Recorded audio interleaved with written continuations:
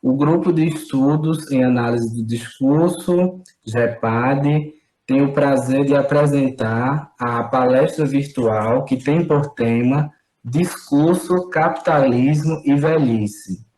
Este evento conta com a participação de 2 grupos de estudo e pesquisa em análise de discurso pechetiana, o GEDOM, né, que é da Universidade Federal de Alagoas, que tem como líder a professora Belmira Magalhães, e também em parceria com o GEPAD, que é coordenado pela professora doutora Dirce, o professor doutor Erasmo e o professor mestre Samuel. E hoje nós temos a honra de ter como convidada a professora doutora Belmira Magalhães, da Universidade Federal de Alagoas. Então, eu agradeço desde já a disponibilidade e a aceitação do convite para este nosso encontro virtual, assim como eu também agradeço a participação de todas, de todos e todas que estão conosco nesta tarde. Eu vou apresentar de forma sintética também, né, aqui o currículo da nossa palestrante, né? É um vasto currículo, então a gente aqui precisou simplificar, mas necessariamente quem desejar conhecer todas as publicações, né, e produções acadêmicas da professora Belmira, sinta-se à vontade para ir até o seu currículo. Bem, a professora Belmira Magalhães, ela é graduada em Ciências Sociais pela Universidade Federal Fluminense, ela é mestra e doutora em Literatura pela Universidade Federal de Alagoas, e ela realizou o estágio de pós-doutorado no programa de pós-graduação em Letras da Universidade Federal Fluminense, em que ela estudou a análise do discurso e psicanálise. Ela atua como professora titular voluntária na Universidade Federal de Alagoas, no programa de pós-graduação em Letras e Linguística. Suas pesquisas e produções são desenvolvidas na área de análise de discurso político, literatura e estudos de gênero. Seus trabalhos têm ênfase nos seguintes estudos: ideologia e inconsciente, história, política, gênero, literatura e sociedade. Ela também atuou como coordenadora do programa de pós-graduação em Letras e Linguística da Universidade Federal de Alagoas entre os biênios 2001, 2003, 2005, 2007 e 2011 e 2013. Então, Belmira, né, também ela é a minha orientadora de doutorado, né, eu tenho muita honra de tê-la aqui em nosso grupo de estudos. Seja muito bem-vinda, Belmira, fique bem à vontade e eu passo a palavra para você. Boa tarde a todos, todas e todas, né? É um prazer muito grande estar aqui falando com vocês. Eu estou vendo umas carinhas todas sorrindo, isso está ótimo de ver, mas eu vou vou chamar não, mas falar o nome de 2 pessoas que estão aí, que são muito próximas. Rosiane, né, da Bahia, e o Fábio, né, esses professores de Sergipe, né?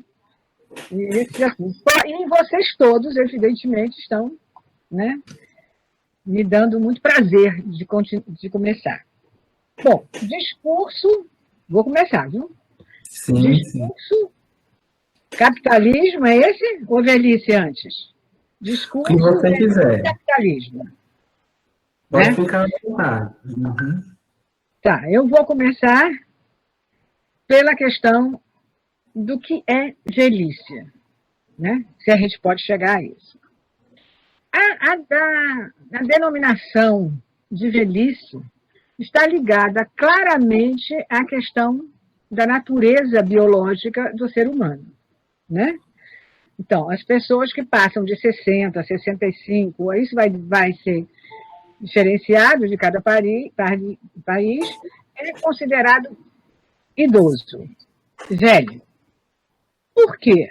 Porque é assim que a ciência biológica resolveu fazer esta essa forma de se entender o, o corpo humano. Né? Então, você tem uma criança, primeiro a pequenininha, depois a criança que se desenvolve, depois o adolescente, depois o adulto e depois, então, os velhos.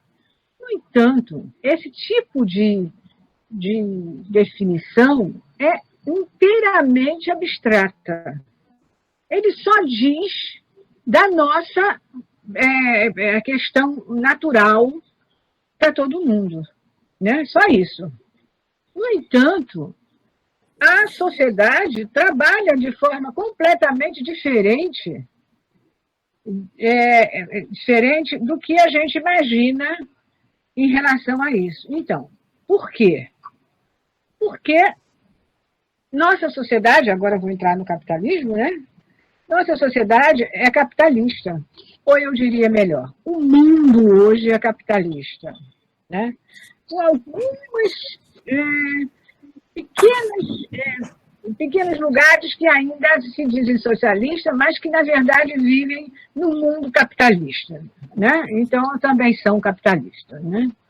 Então, nesse sentido, a sociedade capitalista é uma sociedade de classes. Significa que você tem, claro, vou trazer só as duas grandes, viu? A burguesia e o trabalhador.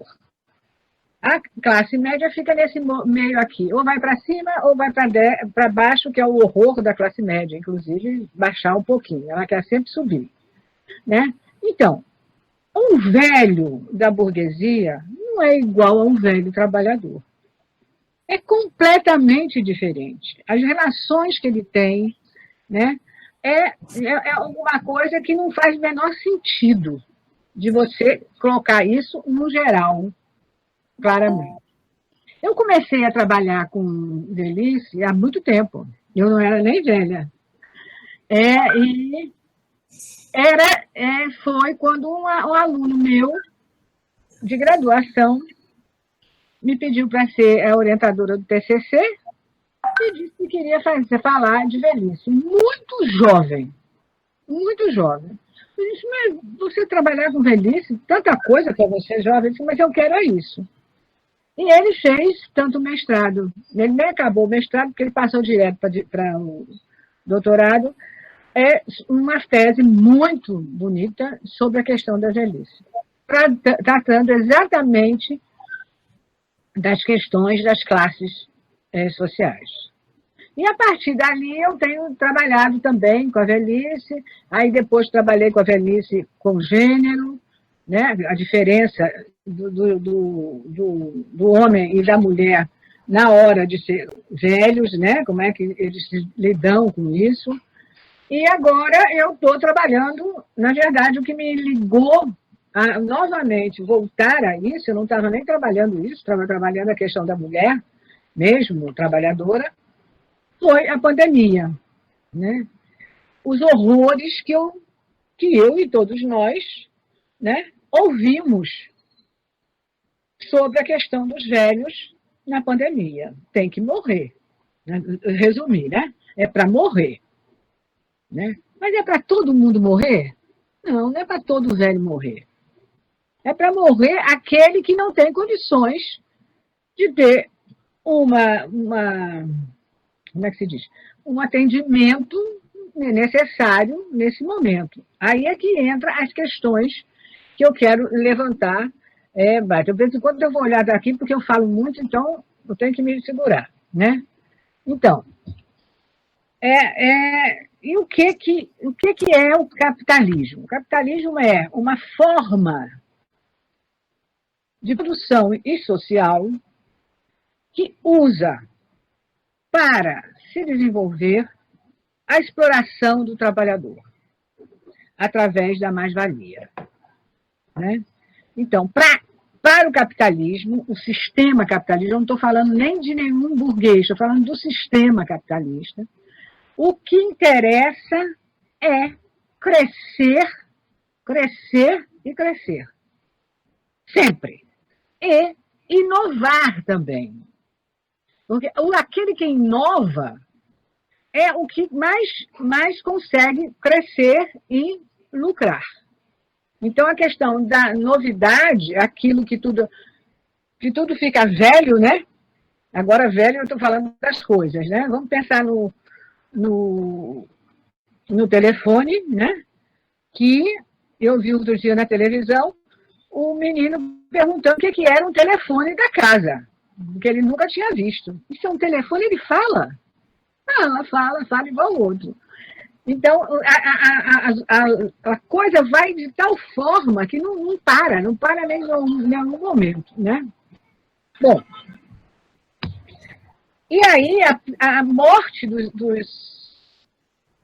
velhos, dos idosos, eu gosto de falar de velho para a gente não ficar com mania de só falar idoso, muito bonito, não, é velho mesmo, não é diferente. E não é, e na verdade isso não eu acho isso aqui muito bom, porque eu estou chegando, estou nela e estou vivendo, então, para mim, é muito bom. A gente não tem que temer ser velho, né?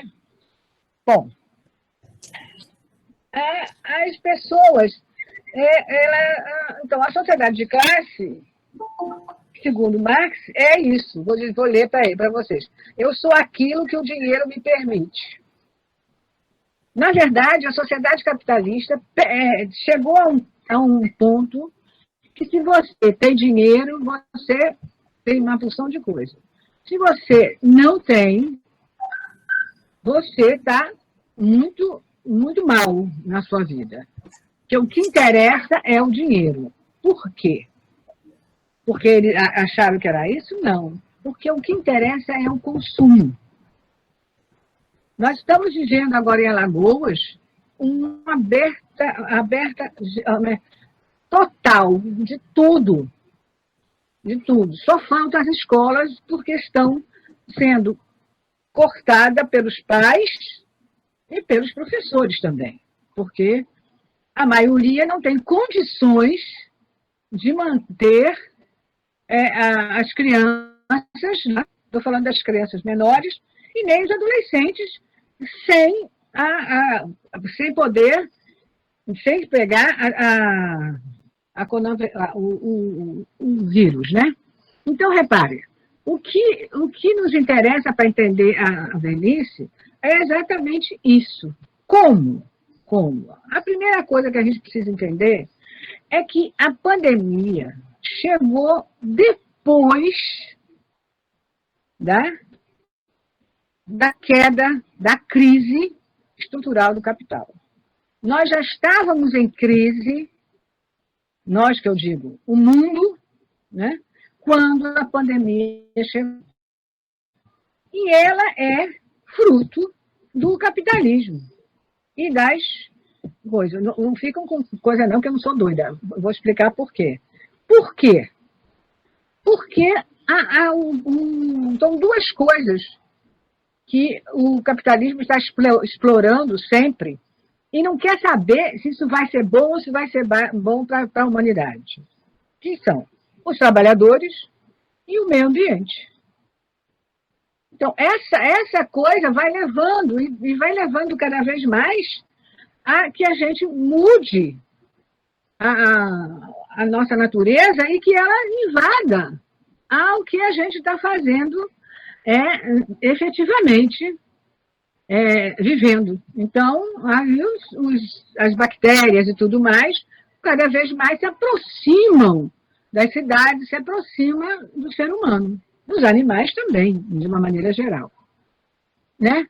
Mas isso não interessa. A gente vive isso no Brasil o tempo todo, com as queimadas. Não interessa. E vai acabar a floresta amazônica. Interessa que o capitalismo precisa cada vez melhor, mais crescer e inovar. Inovar no sentido de agora, de TI e tudo mais que a gente sabe. Aqui é bom de um lado, mas de outro lado traz também algumas coisas bem diferentes. Né? Essa é, na verdade, as condições de produção. Agora vou pegar Teixeira.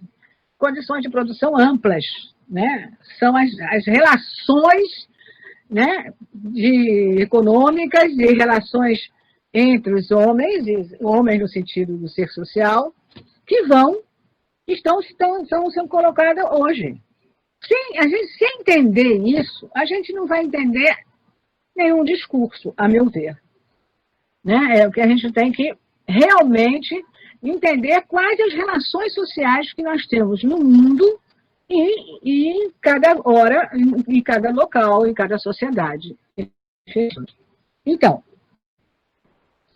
a gente vê, não é uma cultura, você tem cultura e eu não tenho cultura. Isso não existe. Todo mundo tem cultura. Né? As culturas das classes mais exploradas e as culturas dos outros. Né? Embora a mídia agora está juntando tudo, porque o negócio agora é dançar. Né? Tem que rebolar, tem que isso. Então, a cultura é essa. Né? A cultura clássica, por exemplo, ninguém nem sabe. Que música horrorosa é essa? É o que os jovens dizem hoje, né? Bom, eu queria mostrar aqui, eu vou ler esse pedaço. Eu vou ler aqui, por causa da pandemia, um critério que a Associação Médica Brasileira colocou como deve o médico se colocar para quanto as pessoas estão morrendo no hospital e não têm condições de apanhar todos eles. Então, eles dizem assim, critério para UTI, entre o velho e o jovem. Quem morre, o antigo ministro da Saúde disse que tem que morrer o velho. Como se o velho, eu vou dizer depois, nada mais tivesse para dar à sociedade. Né? Aí está, salvar vidas, agora estou lendo o que eles disseram. Salvar mais vidas, SOFA, que avalia uma série de parâmetros de dados vitais. Quanto maior essa pontuação, menor a chance de sobreviver. Vai de 1 a 4. Quem chegar no 4 não vai ter saúde. Né? Não tem saúde e não vai ter quem cuide deles. Segundo, salvar mais anos de vida. Como é feito? Por meio de escala de performance funcional. Nesse caso, o paciente é avaliado em uma escala de completamente ativo, incapaz de realizar autocuidados básicos, capaz de dar seus poucos cuidados, vai de 1 a 4. Né? Quem tiver 4 pode... Em caso de empate, repare só, parece que a gente está falando de um jogo. Vida. Menor pontuação, SOFA, vai-se embora. Julgamento clínico da equipe de triagem. Então, aqueles pobres médicos que estão trabalhando é que vão ter que decidir. E se decidir e se acabar, porque, de qualquer maneira, ele sabe que, ao decidir, ele não tá deixando um em relação ao outro. Né? Julgamento e tal. O que isso mostra? Né? Eu vou falar agora de um termo, também de um conceito muito importante na análise do discurso reichetiana, que é o silenciamento. Porque se a gente mexe, né, na primeira vista, parece óbvio, né? Quem vai morrer é o velho mesmo, porque isso é da natureza. Mas nós não somos só natureza. Nós somos natureza, cultura e sociedade. Então a gente pode dizer, está certo, né? Vai fazer o quê? Mas não está certo. Não está certo. E a ciência vai dizer, e a ciência agora é a análise do discurso, de que não tá certo. Por quê? Porque A gente não tem esse direito de dizer quem morre ou não morre, né? Isso não é um direito nosso. Essas questões aqui, normalmente, que eles botaram, são questões que surgiram em guerras, onde você tem que levar a pessoa para outro lugar e tarará, e o médico fica vendo qual é aquele que vai dar tempo de salvar, né? Mas não é no cotidiano, né? E a ciência não pode ter o óbvio, né? Já dizia Peixei, mas já dizia muito antes dele, né? Então, repare bem, o que está silenciado? O que está silenciado é que o Ministério da Saúde, não é só desse presidente, de todos, nunca foi um lugar que pudesse pegar todos os doentes que não podem pagar as outras coisas que têm. Então, o fato de estar faltando coisas para que eles pudessem, os médicos pudessem usar, todos eles, o jovem e o coisa, é um silenciamento, ninguém fala disso. O que se falava antes da pandemia é que era para acabar com o SUS. O SUS agora está conseguindo deixar várias pessoas vivas. Mas, mesmo assim, a gente sabe que o SUS não consegue fazer com todos, né? E se a gente lembrar, os hospitais privados têm tudo. Não tem nenhum hospital privado, de uma maneira geral, dizendo que está faltando isso, faltando aquilo. É só nos hospitais gerais e coisa. É aí que está faltando as coisas. A mortalidade dos hospitais privados é muito menor do que a do SUS. Mesmo sabendo que a gente vai para o SUS do que para o privado, isso não é a questão. A questão é que os privados têm tudo e só entra lá quem tem plano de saúde. Então, é essa a questão. Esses são os silenciamentos que nós temos no capitalismo, para entender a situação.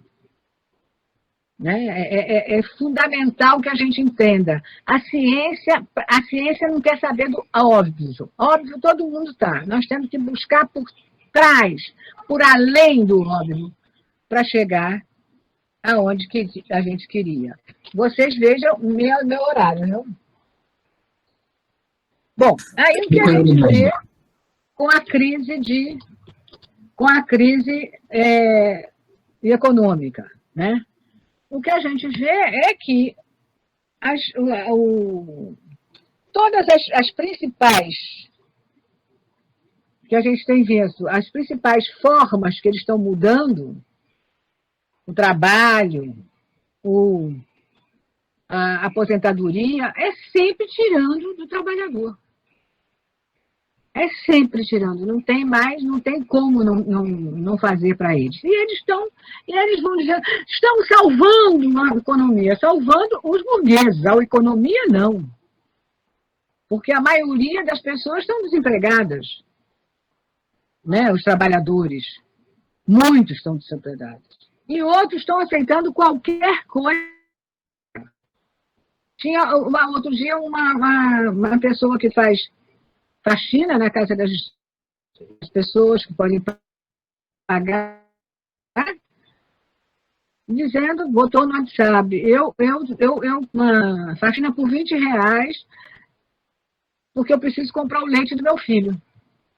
Repare, não tem nada a ver com a questão dessa mulher, ou de coisa, tem a ver com a exploração geral que a gente tem.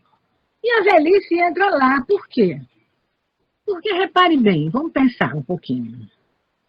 A gente Para o capitalista só interessa ao trabalhador quando ele trabalha.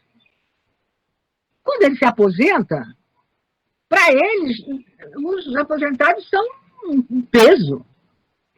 Devia morrer tudo isso. Agora, olha as contradições.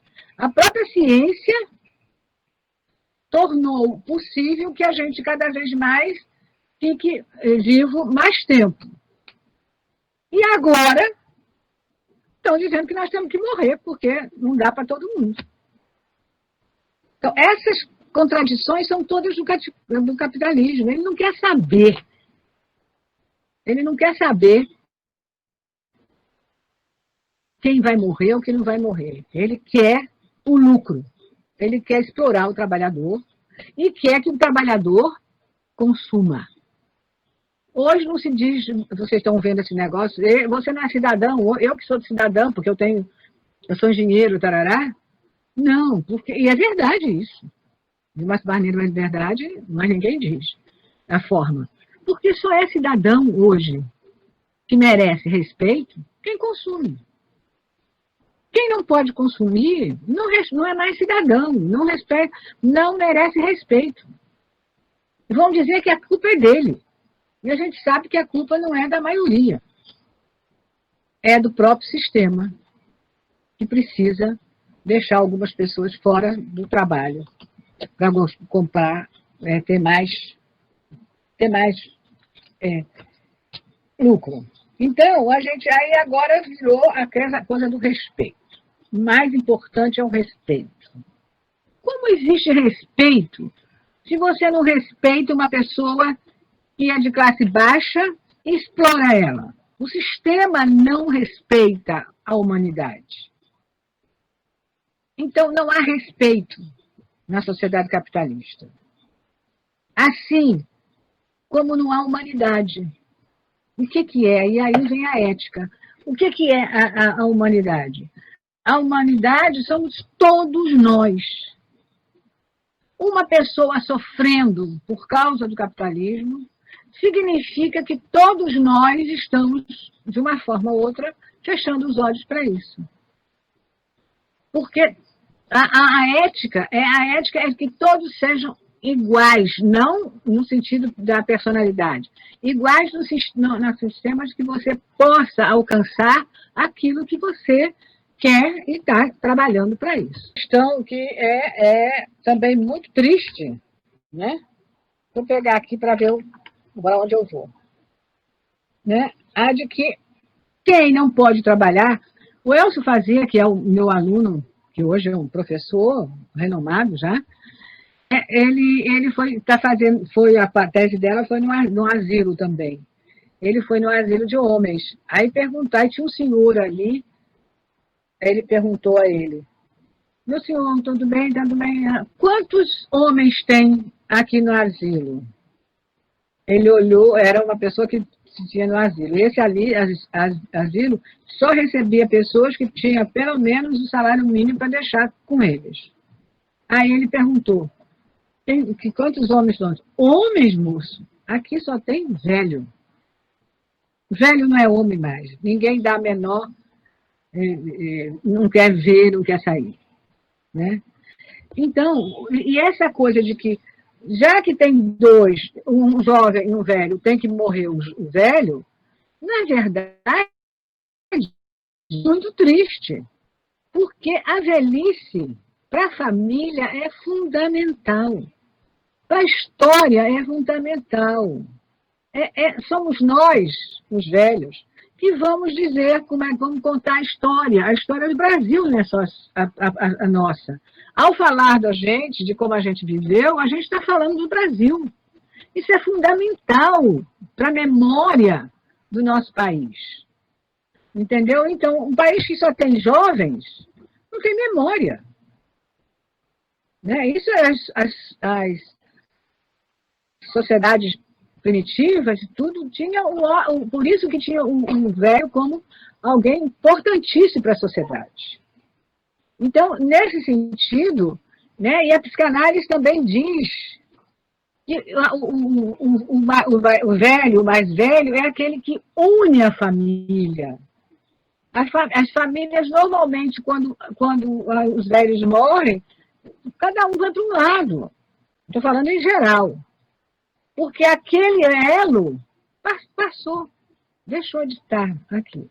Então, isso é fundamental no sentido de relacionamentos humanos, né? E é isso que nós não temos no capitalismo, né? São pessoas batendo em velhos, são pessoas vivendo à custa dos velhos, maltratando os velhos, né? Mas a culpa não é das pessoas isoladamente. Eu não estou dizendo que todo mundo é bonzinho, não, de jeito nenhum. Mas é do próprio sistema que diz que é para matar um velho. Né? Ninguém fez perguntas, né? Em síntese, era isso que eu queria colocar para que a gente discutisse essa questão, né? Porque o mais importante realmente é a discussão. Eu não tenho noção de quanto tempo eu falei, né? Se quiser eu falo mais, mas eu acho que as perguntas são muito importantes.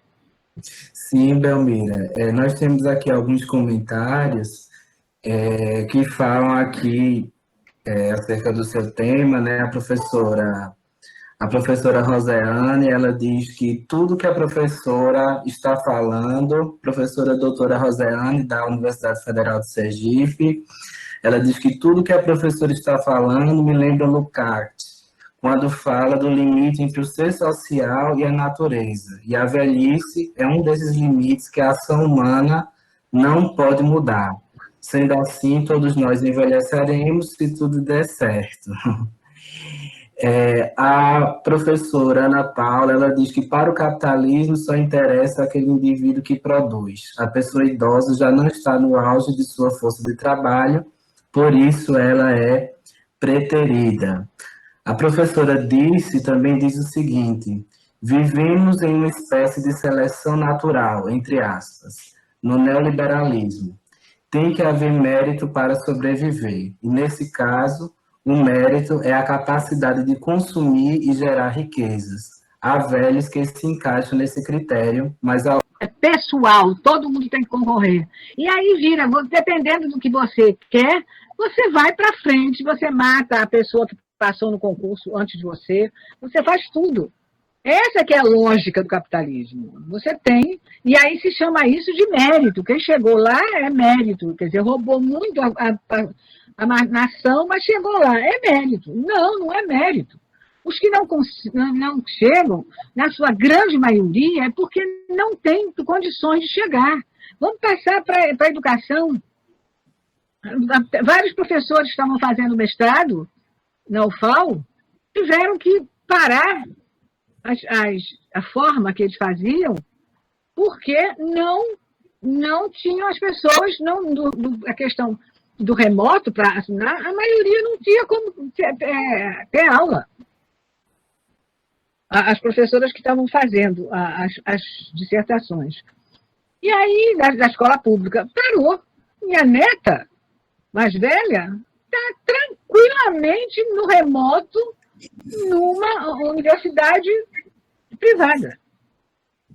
Então, repare, não é uma questão de mérito. E mérito não existe. O médico sempre traz condições que deram formas ao mérito.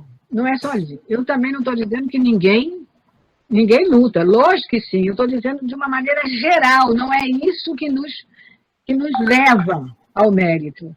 O que nos leva ao mérito, da grande maioria da sociedade, são os favores, são os roubos, e o que a gente está vivendo cada vez mais.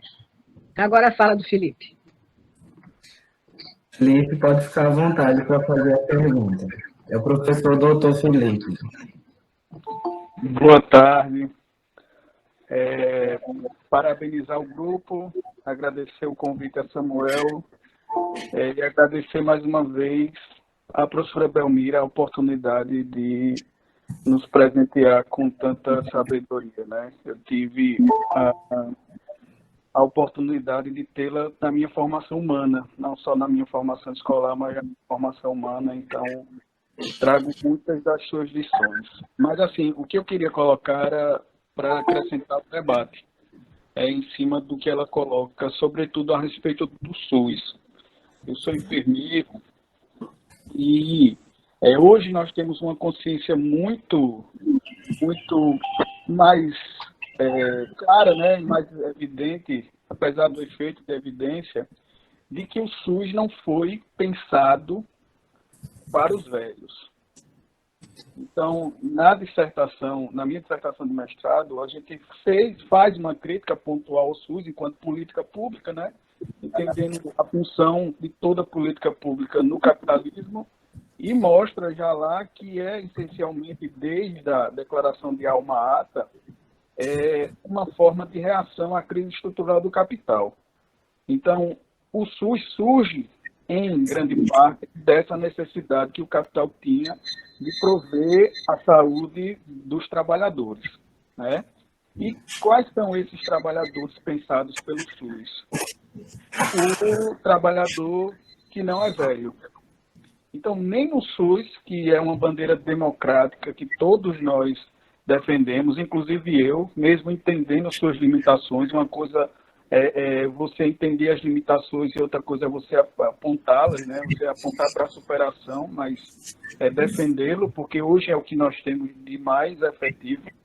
Né? Então, nem no SUS, que foi criado sobre um viés marxista, de certa forma, né, de inspiração gramsciana, a gente teve no movimento da reforma sanitária várias ideias progressistas, mas nem lá, enquanto formato de lei, a gente conseguiu sair, né, escapar dessa condição de exclusão dos velhos. Então, tudo que surge hoje em torno da saúde do idoso, né, que é tomado como idoso, mas da saúde dos velhos, é na forma de remendos, né? E isso se expressa tanto na política de saúde como na política para a formação dos profissionais. O espaço que o idoso ocupa no currículo, né, é muito pequeno. Na formação profissional dos trabalhadores de saúde, ele é muito pequeno e fica, muitas das vezes, estrategicamente posicionado no final do curso, escanteado. Então, isso que a professora colocou, né, é uma questão que é da própria raiz do sistema capitalista, né, do interesse da reprodução do capital. E hoje a gente vê, né, como os momentos de crise, eles expressam isso com maior dor, né, essa questão da escolha de quem deve morrer, de quem deve viver, né. Então, era isso, era muito mais para ampliar o debate. Quer dizer que essa questão se expressa também naqueles setores mais progressistas, né? Porque o discurso é isso, né? Ele é inculcado, ele é internalizado, ele produz efeito, né? Inclusive em nós da esquerda. Então, era isso. Eu concordo com você, mas quero colocar o seguinte, quer dizer, o SUS foi concordo com você, uma grande, como é que se diz? Conseguimos um grande feito em relação às populações que não têm condições. Mas você tem razão, quer dizer, essa coisa que está dando agora na pandemia é o que a gente vê o tempo todo, né? Os velhos que podem sair, como disse, que podem passear, está ótimo, porque estão consumindo. Né? Mas o velho que não trabalha mais, porque não aguenta, e não consegue consumir, que interesse tem o capitalismo em relação a ele? Nenhuma. E é por isso que nós estamos vivendo isso enormemente. Né? É muito difícil e a gente tem, não é para acabar o SUS, não, é para melhorar o SUS, é para melhorar realmente para que ele tenha condições de pegar qualquer doente, né, independente da idade, independente de tudo, e que tenha os aparelhos funcionando enormemente. Quem está querendo estar lá para mim Dirce. Isso, Belmira. Que bom te ouvir, Belmira. Você traz sempre, né, inquietações e tem muito o que pensar sobre esse tema. Eu estava muito curiosa para te ouvir, porque me chamou a atenção também, nesse período da pandemia, o tratamento discursivo que a questão da velhice teve. Aí eu queria jogar mais um ingrediente, se você me permite, não é? Lógico. Me parece também, eu não sei se daria para chamar de discurso cristão, Belmira, mas nós somos educados para o altruísmo, não é? Especialmente quando nós ficamos velhos, se me perguntarem quem deve morrer primeiro, você ou um jovem, eu vou dizer eu, não é? Há uma aceitação que nós aprendemos desde muito... Por exemplo, entre uma mãe e um filho, quem vai morrer? A mãe, né? Se ela puder escolher, ela vai morrer e vai deixar o filho. Entre um velho e um jovem, nós somos educados também a dizer, não, eu sou velha, é claro que você tem toda a vida pela frente, não é? Nós temos essa conversa. Então, nós também temos um treinamento, um trabalho discursivo desde muito cedo, em que alguém sempre vai dar a vida pelo outro, alguém sempre vai ser altruísta, não é? Então, há uma série de hierarquias. Como é que você vê isso assim? Porque nessa hora da pandemia, para mim, também, esse discurso ecoa. Esse discurso, ele vem como uma evidência de sentidos, que eu chamaria de discurso cristão, porque vem com esse ingrediente humano, não é? Da hierarquia. Então, eu queria te ouvir um pouquinho sobre isso, se a gente, além do capítulo, a gente também tem essa força, essa contribuição, digamos assim, essa atualização do discurso cristão. O discurso cristão faz parte do sistema capitalista. Ele não está fora. É lógico que ele tem a sua especificidade, mas ele não está fora. Ele vive através também da ideologia que diz isso. Nós, desde pequenininho, vemos isso, né? E cada vez mais, né, nós conseguimos cada vez mais ficar mais velhos, né? E isso leva efetivamente a que a sociedade tem que pensar nisso, tem que trabalhar em relação a isso. Não é tirar nada do jovem. Eles merecem, evidentemente, estarem bem, como nós também, entendeu? Isso que a gente não vê, a igualdade que a gente não vê. A igualdade na diferença, né? Que são de igualdades diferentes. Então, isso é muito claro, né? E aí, quando você cita a mãe, né? As mulheres são muito altruístas, muito mais do que os homens, de uma maneira geral. Quando é caso da família, então, elas são... Né, a maternidade é alguma coisa fora do comum para as mulheres. A paternidade para os homens não é, não. Não é, não. Não é como está. Mas eu queria falar com o Felipe também, a questão do SUS, né? Do SUS que ainda faz muita coisa para a população. Por que os Estados Unidos está com essa enorme questão de mortes lá? Lá não tem nada público. Né? É pouquíssimo que acontece em termos públicos. Uma vacina é uma coisa, assim. A maioria de tudo no capitalismo é pago, a saúde é toda paga. Então, a gente tem que ter... Por isso que está morrendo demais. Né? A Inglaterra tem menos, tem outras pessoas. Né? Então, a gente tem que ver. Menina, está aparecendo tanta gente aqui que eu conheço, que vocês não podem imaginar. Cíntia, Lídia, Débora, Nossa Senhora, muita gente. Muito prazer. Inclusive, Belmira, temos uma pergunta aqui do professor. É uma questão não é falta de dinheiro que falta nos Estados Unidos, mas o dinheiro está alocado só para a burguesia, e não, principalmente se for latino-americano, negro, é para morrer mesmo. Vão gastar dinheiro com eles? Não. Né? E aqui também. Diga. Belmira, a gente também tem uma pergunta do professor David, eu vou passar a palavra para ele fazer. Boa tarde, professora Ai, Belmira. que bom Boa que eu estou vendo. tarde, colegas. Estão me ouvindo? Bom, e vendo. Muito bem.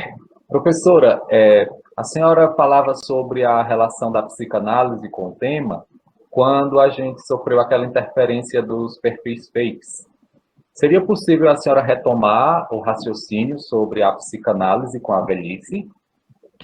Não, o que a psicanálise mostra, né, quer dizer, eu vou falar mais, o que os psicanalistas estão colocando, e isso já vem de muito tempo, né, é o poder que tem os idosos numa família, né, porque ele agrega. Ah, Natal, vamos para a casa de quem? Não, vamos para a casa do papai, se pode, ou da mamãe, então, mesmo se estiver separado. Né? Então, isso agrega, não deixa que cada um vá buscar em outros lugares. Mesmo que tenha que dividir. Primeiro vou na meu, depois na da minha mulher. Tá? Entendeu? Ele tem. Além disso, os velhos têm a memória. A vida deles, né, está interligada à vida da sociedade. Então, quando eles dizem alguma coisa, mesmo que já esteja passado, mas como a gente vai dizer, então nesse ponto a gente melhorou muito, nesse a gente está pior. Entendeu? Porque está vendo o que tinha antes, o que não tinha antes. Então, essa questão é muito importante. Nós estamos vivendo, eu não gosto da palavra, mas vou dizer para vocês entenderem o que eu estou falando, o novo normal. Eu não estou vendo novo nenhum, mas vou trabalhar com isso.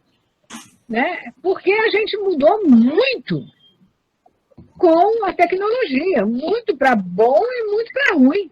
É sempre contraditório. A contradição é o que nós vivemos na sociedade capitalista.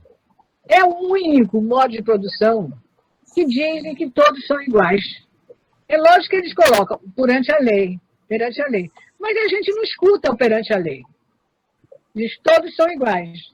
Não sendo. Porque se você vai na Idade Média, você tem o suzerano e o outro, né? E ninguém está questionando isso. Na sociedade escravocrata, você tem o escravocrata e tem o escravo. Ela diz isso. Né? O capitalismo não, diz que estão todos iguais.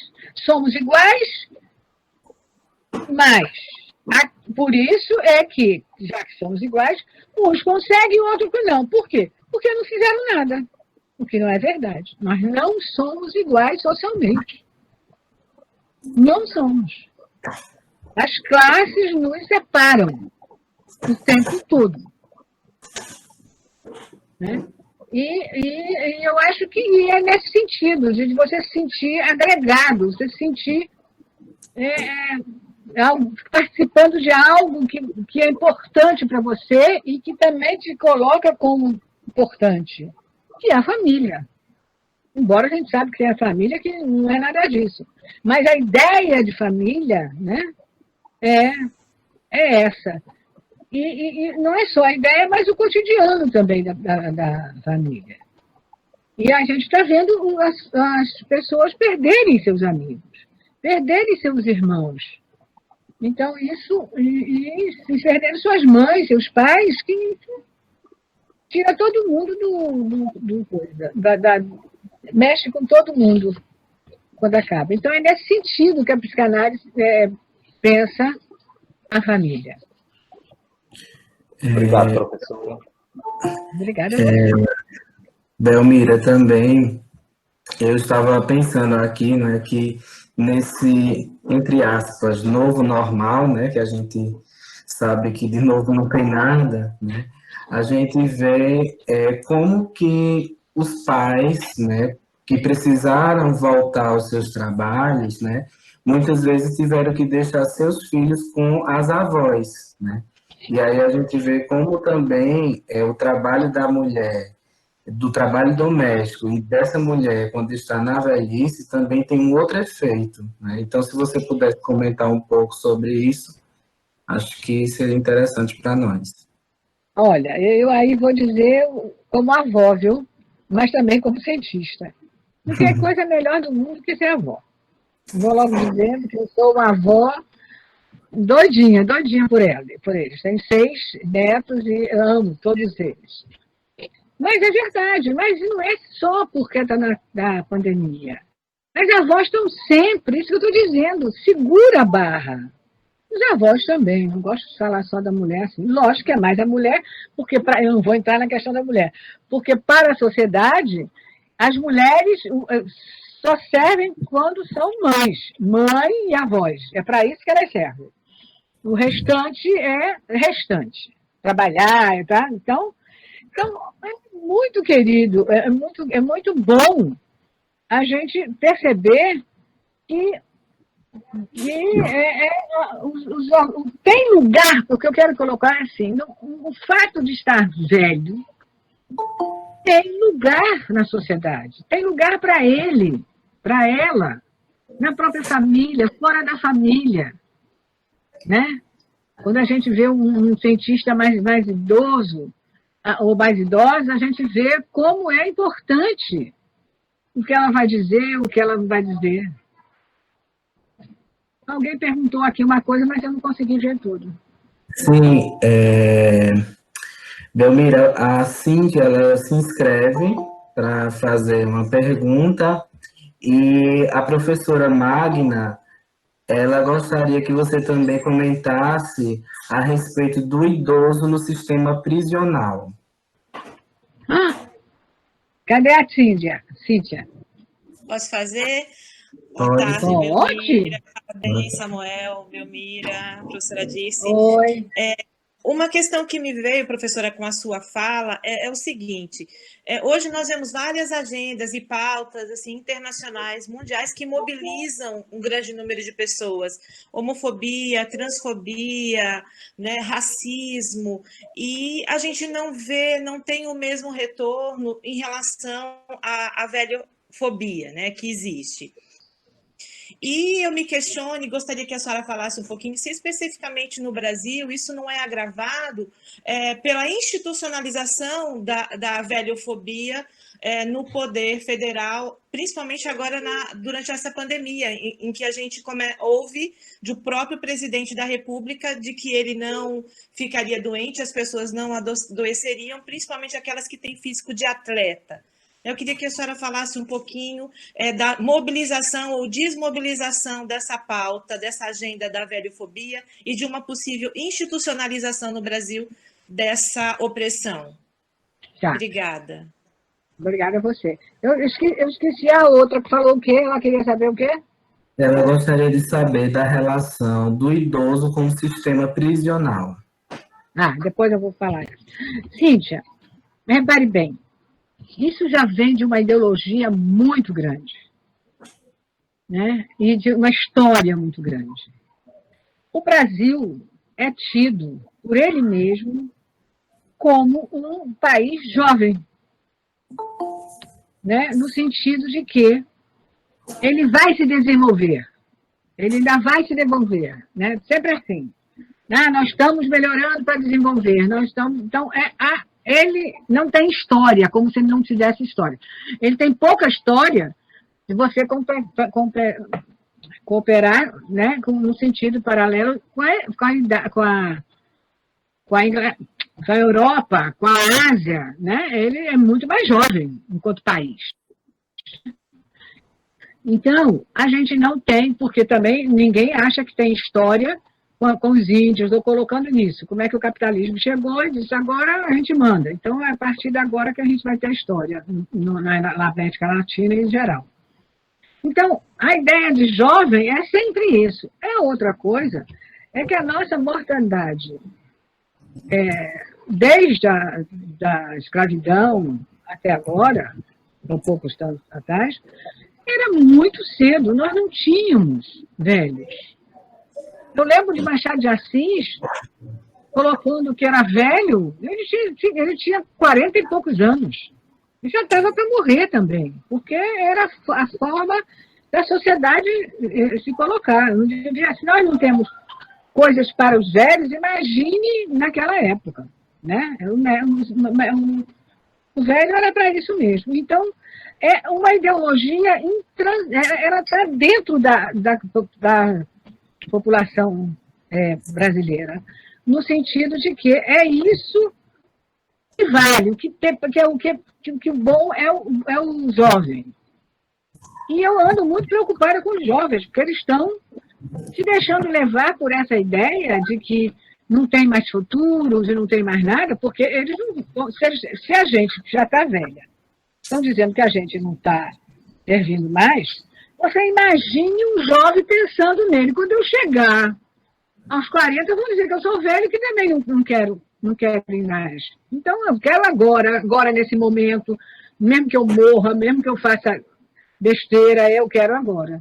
Então, essa é uma questão muito, muito séria. Né? E não tem isso, porque isso funciona como natureza, isso é natural. Né? Ninguém coloca uma questão em cima, como você está colocando. Ninguém pensa, que eu estou dizendo, a maioria, não pensa nisso para problematizar. Então, realmente, a gente tem que pensar nisso e ver como é que a gente pode fazer isso, porque não houve ninguém, muita gente no WhatsApp e tal, dizendo, meu Deus, os velhos não devem morrer e tal. Mas foi só isso. Nem as televisões, nem nada colocado uma questão dessa, como então coloca qualquer coisa, outra questão. Agora, eu queria ver a questão dos velhos no presídio. Mas se no asilo ele passa mal, você imagine os velhos no presídio, né? Não tem. É um prisioneiro. Se jovem no presídio morre, que não tem nada, morre de vírus, morre de tudo, o velho vai morrer muito mais rápido, né? Porque não vai ter nada como ele. É a mesma coisa, quer dizer, é a mesma coisa, pior, né? Evidentemente. Se é horrível o tratamento que os velhos têm em geral, você imagina o que se faz no presídio no Brasil, né? É um absurdo com os velhos.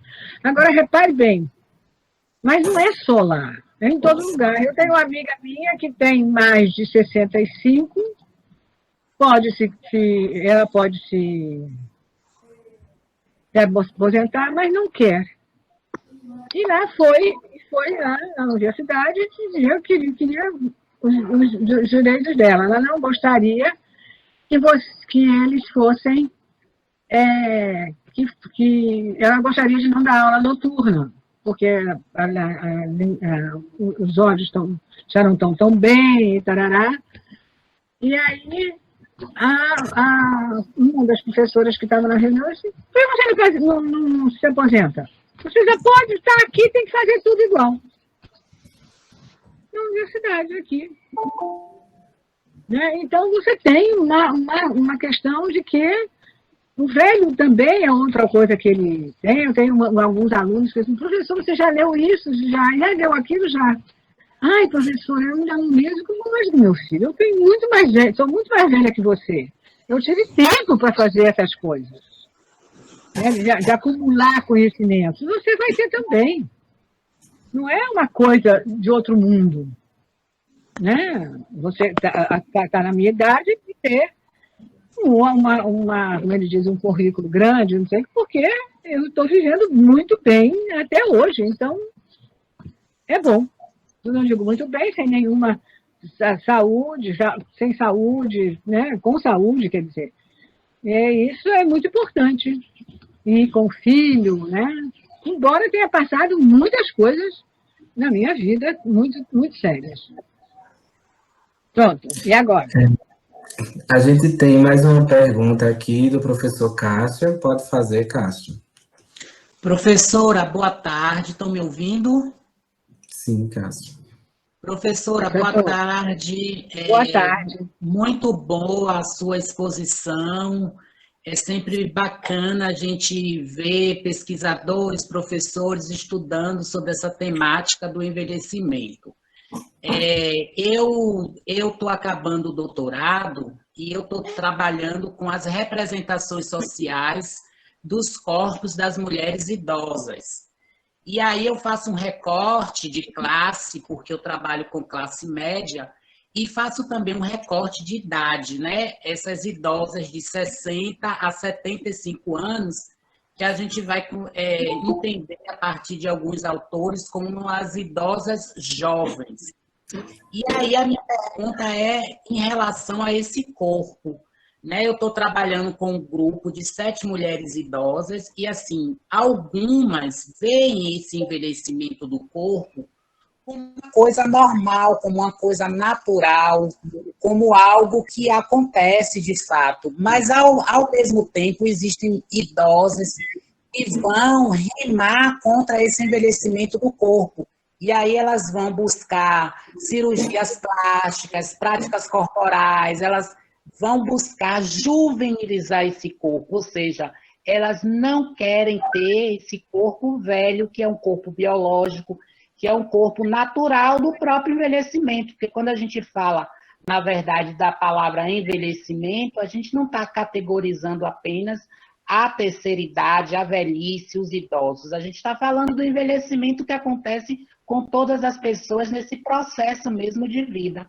E aí a minha pergunta é essa, eu queria saber da senhora o que é que a senhora pensa sobre essas técnicas corporais que tentam negar o envelhecimento desse corpo natural. Bom, pronto, posso? Eu penso que isso é capitalismo. Eles estão vendendo as coisas. Agora, com o cabelo dos negros, dos pretos, eu não sei mais quando diz, depende da coisa, eles estão tendo um lucro enorme. E o capitalismo não deixa fora. Quando lança uma coisa nova, ele vai lá e busca e coloca dentro da lógica dele de consumo. Então, isso é o consumo. E aí vem a ideologia o tempo todo nas televisões. Você pode ficar melhor, você pode ficar isso, você pode ficar aquilo, né? E a gente não tem o que fazer com essas pessoas que se sentem mal. Porque se elas se sentem mal, é melhor que elas fiquem melhor. Né? E outras, você agora chegou pertinho de mim, porque eu tenho 75 anos. Então, eu nunca fiz nada e não vou fazer. Né? Agora, me cuido. Não estou dizendo que eu não me cuido. Sou vaidosa também, né? Mas é um mercado para você nunca... E não é só coisas cegas, não. As de meia idade ficam doidas. Porque tem que parecer novinhas. Né? E os homens acabam fazendo a gente pensar assim, as mulheres pensarem assim, eu não. Mas porque querem as menininhas, né? Para cuidar deles. Mas, de qualquer forma, você tem... É a realidade isso. Né? Eu não vou dizer que elas estão erradas. Eu acho que elas estão erradas porque elas sofrem. Sofrem porque tem que ir lá no hospital, tem que fazer a cirurgia, às vezes dá problema, e tarará, é um sofrimento também. Mas também é sofrimento ficar velha, gente velha, ter ruga, ter isso, então deixa elas, se elas tiver dinheiro. Mas é muito triste. Você não está... Eu sinto que você não está na sua idade. Né? Você esteve na sua idade quando era criança, quando era adolescente, quando era uma adulta. Né? Eu acho que... Eu sou adulta também. Sou velha, mas sou adulta também. Então, eu acho que tem que chegar a isso e ver. Mesmo sendo... Eu não estou dizendo que tem que abandonar tudo, não. Eu sou vaidosa mesmo.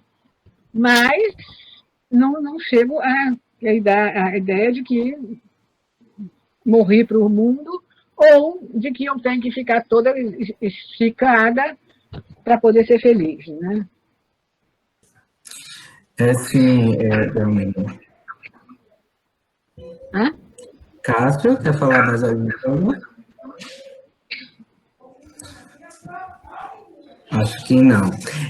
A Giovana Araújo, sua orientanda de mestrado, ela diz o seguinte: ela diz que essa noção de que existe um padrão de feminilidade que precisa ser mantido até na velhice, sustentando o capital e o patriarcado. Ela faz esse comentário.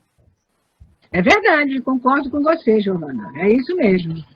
É para manter, mas o objetivo maior é consumo. Lembre-se do capitalismo. O sistema capitalista precisa estar sempre, como é que se diz? Fazendo novas coisas, progredindo, mas também precisa de consumo. Senão ele entra em crise, é o que a gente está vendo. Então, tem mais coisas aqui. A professora disse aqui, ela comenta, né? Quais deveriam ou poderiam ser as pautas dos velhos ante o tratamento que o capitalismo lhes tem dispensado, né? E a professora Ana Patrícia, ela diz o seguinte: a velhice feminina é tratada de maneira tão pejorativa que nós, mulheres, somos convidadas a consumir botox cada vez mais cedo. É um horror. É um horror, deve ser um horror, eu nunca usei, mas deve ser um horror, tá toda hora inchando aqui, deve ser. Mas repare bem, essa é a lógica do capitalismo na mulher. Então, eles não estão nem pensando que você vai ficar mais bonita, eles estão pensando que ele está vendendo, né? E aí a mulher fica doida, eu tenho na minha família gente que não é velha não, é bem nova ainda, mas já está pensando como é que vai fazer para não ficar mais. Mas isso é muito difícil, porque a ideologia é muito forte, porque ela tem a ver com a questão do consumo disso. Não vai perder, não pode perder ninguém, né? Enquanto está vivo, não pode perder. Inclusive, então, eles vão... A melhoridade, não sei se é melhoridade, eu acho muito bom. Eu estou achando muito bom. Mas eu também tive outras melhoridades enormes. A melhoridade é a que você está vivendo. Sim, Essa que é a melhoridade. Faz dela a coisa boa para você. Isso é que é importante, né? Então, repare, ela perguntou quais Ai, meu Deus. Ela perguntou aqui, quais deveriam... Eu vou não, como é que a gente poderia ter pautas para a questão da velhice? Eu acho que a primeira coisa que a gente precisa fazer é a pauta da saúde. Porque a primeira coisa, a gente precisa ficar viva para poder fazer pauta. Então, é importante que a gente tenha uma pauta sobre a questão de que os velhos têm os direitos de ter saúde e de ter um aparato para que ele possa ficar vivo, né? Eu acho que essa é a primeira. Seguindo essa, eu acho que é a questão de não deixar a violência enorme com os velhos. É outra pauta que até as feministas, eu sou feminista também, fazem, né, em relação a isso, né, com as famílias que batem, que prendem, né? Mas não fazem só nos velhos, né? Faz nas crianças, faz nas mulheres. Então, mas eu acho que deve entrar também essa e muitas outras. Depois a gente vai pensando. Teve uma pessoa aí que disse que queria fazer uma pergunta. Sim, a professora Osilene, da Paraíba, ela gostaria de fazer uma pergunta. Pode fazer, professora Osilene.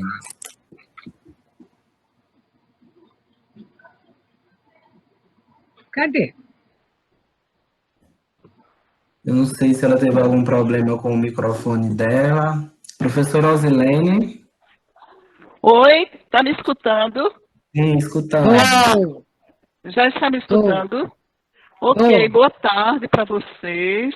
É que eu sou daqui da Paraíba, eu sou aposentada, sou idosa, mas fui professora universitária durante muito tempo. Mas eu faço parte de grupo de idosos, né? Estou agora num grupo aqui da Universidade Federal e eu era também da Universidade Estadual, do grupo de idosos. Sabe qual é a minha preocupação, professora? Não é nem uma pergunta que eu estou fazendo. A minha preocupação é que no grupo de idosos a gente não tem essa condição, ainda não tivemos, não é, para fazer uma avaliação sobre a colocação da velhice dentro do capitalismo.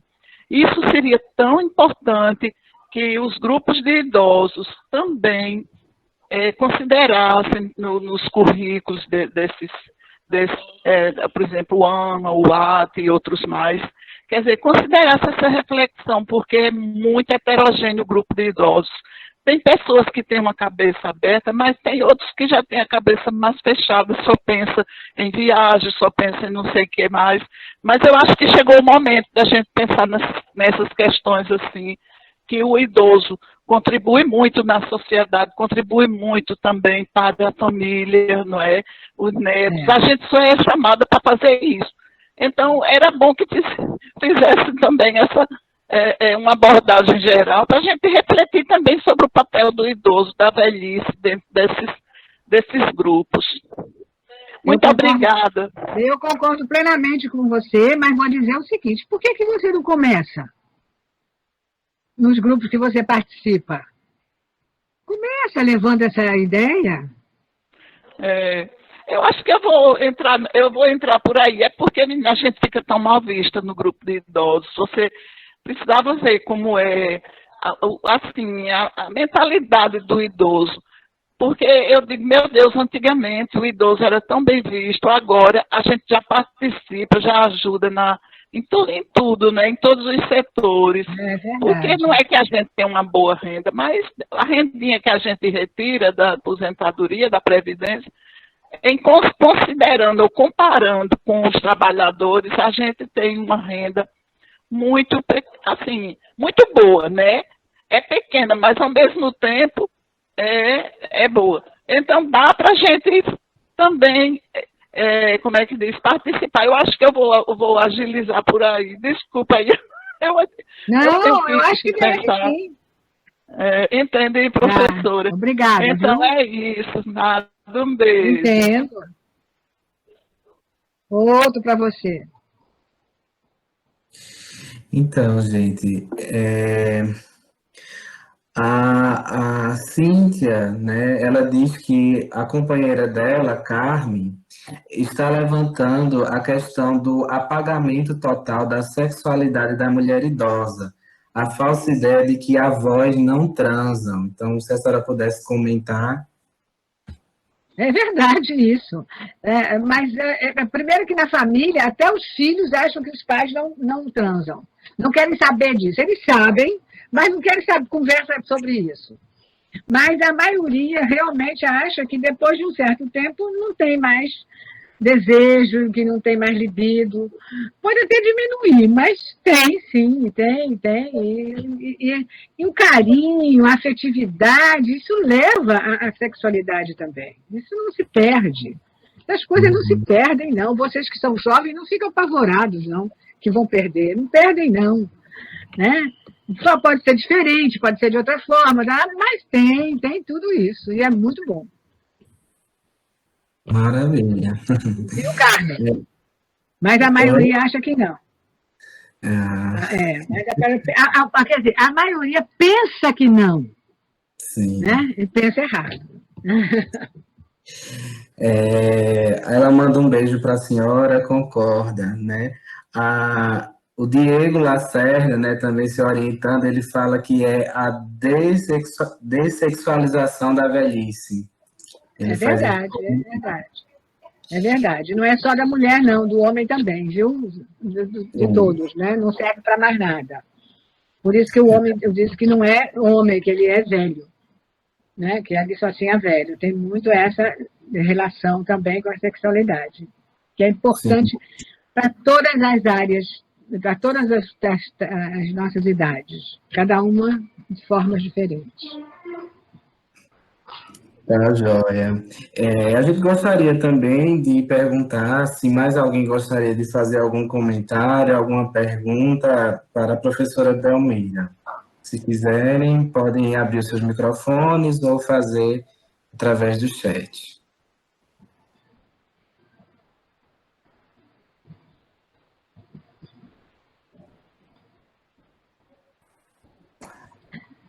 Bem, então, eu vou passar a palavra para a professora Dirce, para ela fazer as considerações finais.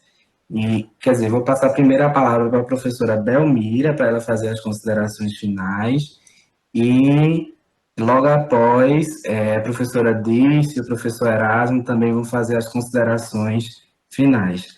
Está com a palavra a professora Belmira. Eu só tenho a agradecer. Eu acho que vocês foram muito legais, muito, sabe, muito participativos. Ver pessoas que eu não estava vendo mais por causa da pandemia, né? Eu já tinha visto o Diego, mas não pude falar porque estava aqui. Outras pessoas, gostei muito. Agradeço a oportunidade de vocês, né? E Juliana Tereza também está.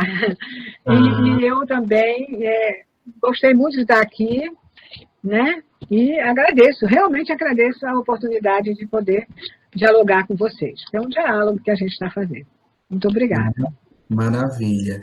Aqui nós temos também a professora Lídia, né, da Universidade Federal de Alagoas.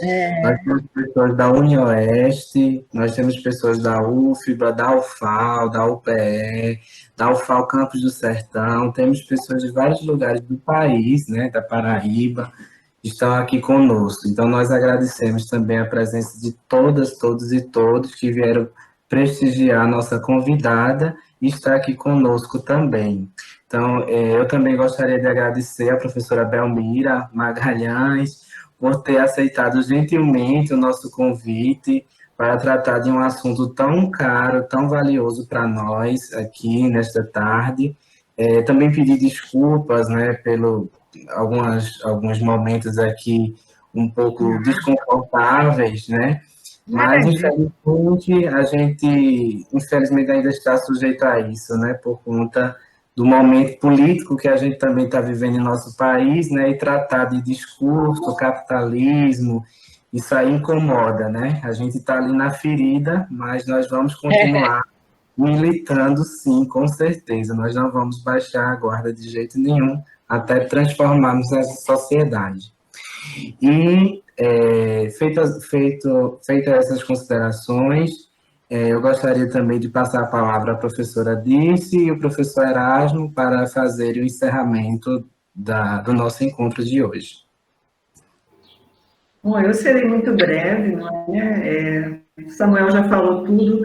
Eu só quero agradecer de coração, porque, Belmira, se você está aqui diante desse número de analistas do discurso, você pode se achar muito responsável por isso, certo? Você contribuiu com nossas histórias individuais aqui, nossos percursos acadêmicos, seja como professora, como inspiradora, como autora, certo? Então, assim, Belmira é uma dessas pessoas que está na nossa base, certo? Uma das muitas professoras e outros professores que nos marcaram. Então, assim, é com muito respeito, com muita devoção mesmo que a gente quer te dizer muito obrigada de coração, certo? E continue assim, mostrando também, não é, a produtividade que não escolhe época da vida, não é? Estamos na melhor época, estamos na época mais produtiva, o seu olhar está mais arguto, mais atento do que nunca. Então, precisamos desses seus faróis aí para olhar o nosso olhar de analista, não é? E dirigir para esses temas tão sensíveis. Eu não trabalho com a velhice, mas sentindo na pele os anos e o tratamento que nós recebemos, não é? Eu acho que nenhum de nós vai escapar de colocar o seu olhar sobre os discursos, sobre a velhice e o envelhecimento. Então, Belmira, você é um ícone para nós, assim, em bom sentido. E eu fico muito agraciada, muito orgulhosa de tê-la aqui nesse ambiente nosso. Volte, e não só você, os demais, os tantos e tantas que eu não conheço, que estão aqui, lá do sul ao norte, não é? Essa é a nossa casa. E eu concordo com o Samuel, se alguém tentou se meter nessa conversa, é porque ela incomodou, não é? Certamente não fariam isso se o tema fosse do seu agrado. Então, nós estamos fazendo o nosso papel, realmente. Estamos incomodando, no sentido certo da palavra. Obrigada. Obrigada a vocês. E eu gostaria também, né, antes de passar a palavra para o professor Erasmo, né, de avisar que o nosso próximo encontro, né, será no dia 14 de agosto de 2020, né, às 14 horas, e nós vamos falar sobre discurso, gênero e psicanálise, né? Então, a professora Belmira também está convidada. Quem vai fazer a fala, né, será a Silvana, que foi orientada da professora Belmira Magalhães, também. Ela é doutora, né, em linguística e mestre em psicologia e é psicanalista. E nós também iremos contar com outra orientada da professora Belmira, que é a Giovana Araújo, estará aqui também falando sobre a questão de gênero, violência e discurso. Então, a professora Belmira também sinta-se convidada a estar conosco, né, que também a professora Belmira tem muita coisa a contribuir nessa discussão de discurso, gênero e também a psicanálise, né? E vai ser um momento muito rico, né? Então, no dia 14 de agosto, às 14 horas. Iremos fazer as artes, iremos compartilhar nas redes sociais, mas já estamos adiantando o tema para que vocês possam se organizar. Dito isso, nós vamos agora passar a palavra ao professor Erasmo, para que ele também possa fazer suas considerações finais.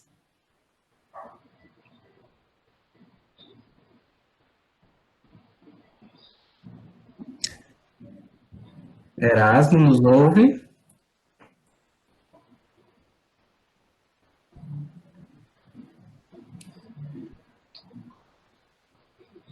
Eu acho que o Erasmo não nos ouve.